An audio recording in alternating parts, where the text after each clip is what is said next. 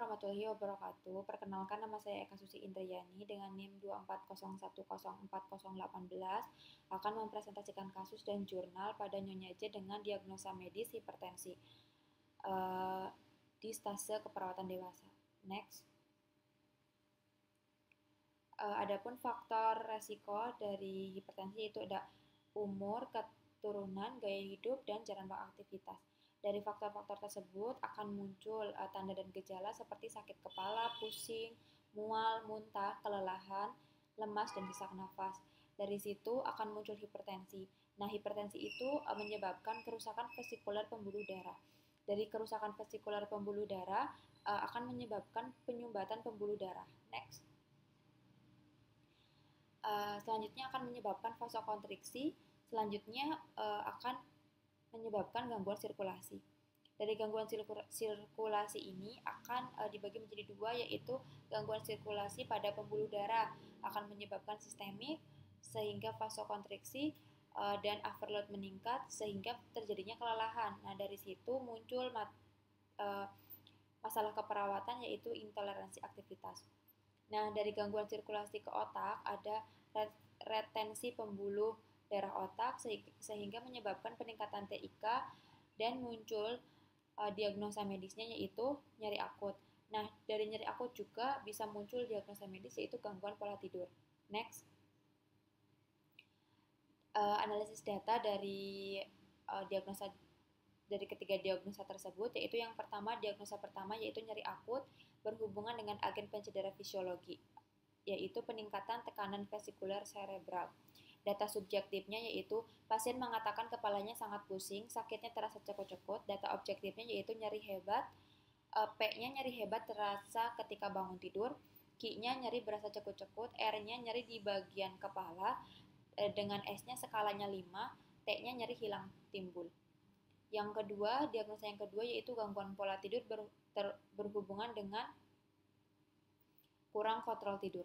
Data subjektifnya yaitu pasien mengatakan sulit tidur ketika nyeri datang tiba-tiba. Data objektifnya yaitu tekanan darah 210/110, RR-nya 28 kali per menit, suhunya 36,6, SPO-nya 89.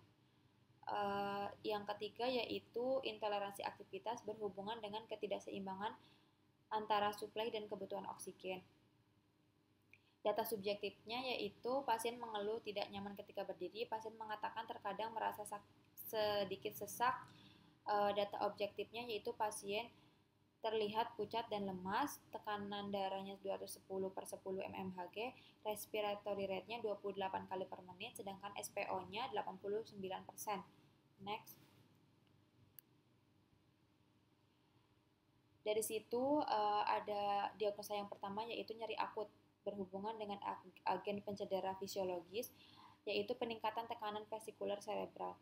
Dari situ muncul luarannya yaitu tingkat nyeri dengan L08066. Setelah dilakukan tindakan keperawatan 3x24 jam, diharapkan tingkat nyeri klien menurun dengan kriteria hasil, keluhan nyeri menurun, gelisah menurun, meringis menurun. Intervensinya yaitu manajemen nyeri dengan I08238. Observasi, identifikasi lokasi karakter, durasi, frekuensi, kualitas, dan intensitas nyeri. Yang kedua, identifikasi skala nyeri. Yang ketiga, identifikasi faktor yang mempengaruhi dan memperingan dan memperberat nyeri. Yang keempat, identifikasi pengaruh nyeri terhadap kualitas hidup. Yang kelima, monitor efek samping penggunaan analgetik. Sedangkan terapeutiknya yaitu berikan teknik non-farmakologi untuk mengurangi rasa nyeri, yaitu teknik relaksasi nafas dalam.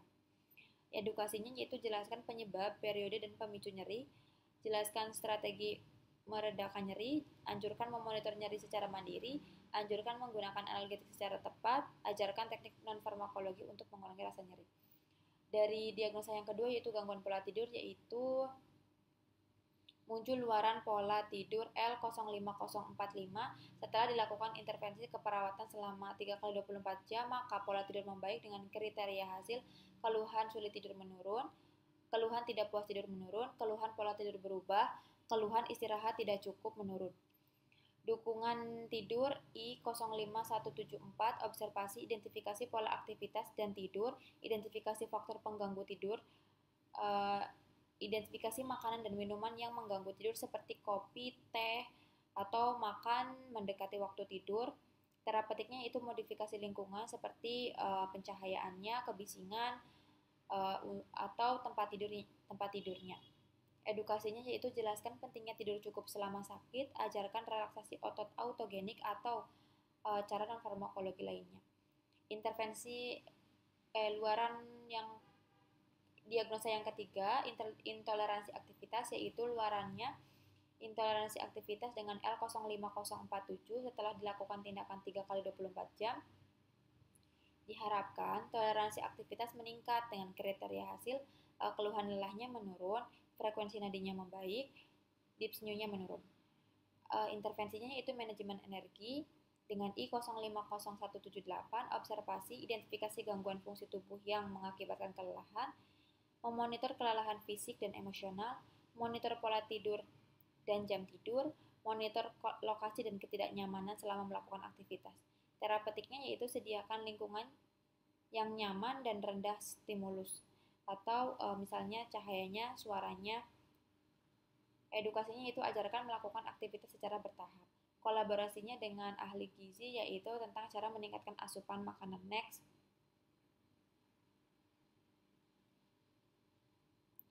Implementasi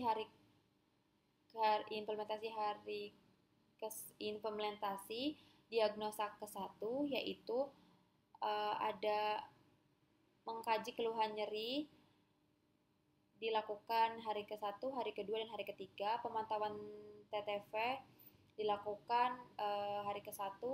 Kolaborasi dengan dokter penanggung jawab mengenai terapi, yaitu pemberian injeksi nicardipin 1 ampul, pemberian Neurodex 1 tab. Itu dilakukan hari pertama, dan hari ketiga. Sedangkan implementasi diagnosa yang kedua, yaitu mengkaji pola tidur pasien, itu dilakukan hari pertama, hari kedua, dan hari ketiga. Mengkaji apa yang menyebabkan gangguan pola tidur itu dilakukan hari pertama. Yang ketiga, modifikasi lingkungan atau tingkat kebisingan itu dilakukan hari pertama. Lakukan dan ajarkan teknik relaksasi nafas dalam itu dilakukan hari kedua dan hari ketiga. Next.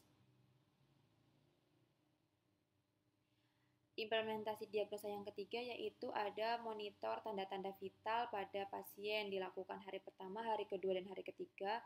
Melakukan pemasangan oksigen dengan nasal kanul itu dilakukan hari ke-1 dan hari kedua. Memonitor tingkat kelelahan atau tingkat tidak kenyamanan pasien itu dilakukan hari ke-1 dan hari kedua, hari ketiga. Memonitor terpasangnya infus asering itu pada hari kedua dan hari ketiga, serta memberikan terapi non-farmakologis, terapi relaksasi otot progresif untuk menurunkan tekanan darah itu dilakukan dari hari pertama, hari kedua, dan hari ketiga. Adapun evaluasi diagnosa yang pertama yaitu keluhan nyeri. Hari pertama nyeri masih di skala 5, hari kedua nyeri masih terasa tetapi mulai berkurang, sedangkan hari ketiganya sendiri nyeri menurun. Gelisah, pasien masih tampak gelisah di hari pertama, hari keduanya yaitu gelisahnya berkurang, sedangkan hari ketiga pasien sudah tampak tidak gelisah. Evaluasi yang ketiga yaitu meringis. Hari pertama pasien tampak meringis kesakitan karena tadi skalanya itu skala 5, sedangkan hari kedua yaitu meringis tampak berkurang. Hari ketiga, pasien sudah tampak tidak meringis. Next. Evaluasi diagnosa yang kedua. Ada keluhan sulit tidur. Di hari pertama, pasien mengeluh kesulitan tidur. Yang di hari kedua, pasien mengatakan masih kesulitan tidur. Hari ketiga, pasien mengatakan sudah bisa tidur. Nah, yang kedua adalah keluhan pola tidur berubah. Pasien mengatakan di malam hari itu susah tidur di hari pertama. Di hari kedua pasien mengatakan tidur di malam hari tetapi sering terbangun. Pasien mengatakan sudah mulai bisa tidur nyenyak itu di hari ketiga.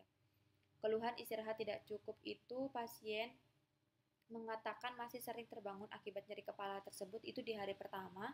Sedangkan di hari kedua yaitu pasien mengatakan masih sering terbangun akibat nyeri kepala Yang ketiga itu kebutuhan tidur itu cukup terpenuhi karena nyerinya sudah berkurang. Dari evaluasi yang ketiga, diagnosa yang ketiga yaitu ada keluhan lelah. Hari pertama itu pasien mengatakan kesulitan melakukan aktivitas karena pusingnya itu di skala 5. Sedangkan hari kedua, pasien mengatakan terkadang kesulitan melakukan aktivitas atau gerakan karena nyeri kepala tiba-tiba muncul. Hari ketiganya, pasien mengatakan sudah bisa melakukan aktivitas karena nyeri di kepala sudah berkurang. Frekuensi nadinya yang awalnya tadi tidak normal, di hari ketiga yaitu frekuensi nadi sudah normal. Dyspnea di hari pertama itu pasien tampak sesak, juga menggunakan nasal kanul. Sedangkan yang kedua, hari kedua pasien sudah tidak sesak dan tidak menggunakan oksigen atau nasal kanul lagi. Hari ketiga pasien sudah tidak sesak. Next. Untuk penerapan tadi non-farmakologi yaitu ada analisis jurnalnya di sini. Judul artikelnya yaitu efektivitas terapi relaksasi otot progresif terhadap penurunan tekanan darah pada lansia dengan hipertensi. Nama penulisnya yaitu Maria Theodori dan J. Karang Ahmad Rizal. Tahun penerbitannya yaitu 2017. Tujuan penelitian ini yaitu untuk mengidentifikasi efektivitas terapi relaksasi otot progresif terhadap lansia dengan hipertensi. Sedangkan desain penelitiannya yaitu jenis penelitiannya itu pra-eksperimen dengan rencana one group pre and post test design. Variabel yang diteliti dan definisinya yaitu ada terapi relaksasi otot progresif, yang kedua penurunan tekanan darah. Sampel atau besar sampel teknik sampling. Sampel pada penelitian ini semua pasien hipertensi dengan kategori usianya, rentan usianya 45 tahun ke atas, yang total populasinya yaitu 15 orang. Seluruh populasi ini dijadikan sampel penelitian teknik pengambilan sampling menggunakan purpose sampling. Instrumen dari jurnal ini yaitu yang digunakan ada SOP, lembar observasi, wawancara, alat pengukur tekanan darah. Sedangkan analisis statik yang digunakan yaitu analisis univariat dalam penelitian ini berupa statistik deskriptif dari penurunan tekanan darah sebelum dilakukan tadi terapi relaksasi otot progresif dan sesudah dilakukan. Analisis bivariatnya dilakukan terhadap dua variabel yang diduga berhubungan menggunakan uji sampel tes yang merupakan analisis dengan melibatkan dua pengukuran pada subjek yang sama terhadap suatu pengaruh atau perlakuan tertentu. Uji ini dilakukan untuk mengetahui pengaruh antara sebelum dilakukan terapi relaksasi otot progresif dan sesudah dilakukan terapi relaksasi otot progresif. Nah, ada hasil penelitian yang didapat yaitu ternyata ada perbedaan skor antara sebelum dan sesudah, yaitu 0,467 dengan standar deviasi 0,640. Hasil uji statistik dengan menggunakan uji variate sample t-test didapatkan p-value 0,029 dalam kurung p kurang dari 0,05, maka HO ditolak dan ada perbedaan antara penurunan tekanan darah sebelum dan sesudah dilakukan relaksasi otot progresif pada penderita pasien hipertensi. Next.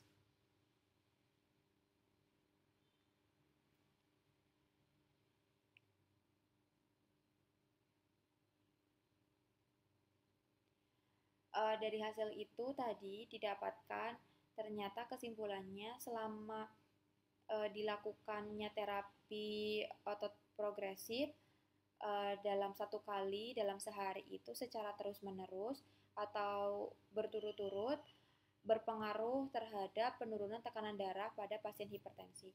Sekian presentasi kasus dan analisis jurnal. Kurang lebihnya mohon maaf. Wassalamualaikum warahmatullahi wabarakatuh.